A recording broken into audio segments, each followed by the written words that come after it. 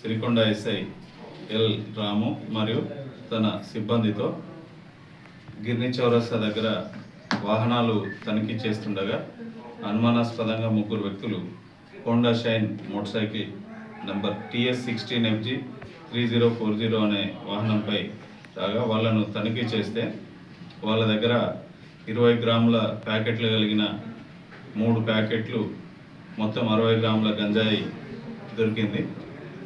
వాళ్ళను విచారణ చేస్తే మెండోరా గ్రామం భీమ్గల్ మండలానికి చెందిన కనక యశ్వంత్ తండ్రి నర్సయ్య, బోదాసు నరేష్ తండ్రి నర్సయ్య అనే ఇద్దరు వ్యక్తులు వాళ్లకు గంజాయి అమ్మినట్లుగా వాళ్ళు చెప్పగా వాళ్ళ కన్ఫెషన్ ప్రకారము మేము అక్కడికి వెళ్ళి తనిఖీ చేయగా వాళ్ళిద్దరి దగ్గర మరో 250 గ్రాముల గంజాయి దొరికింది. 10 గ్రాముల గంజాయిని సీజ్ చేసి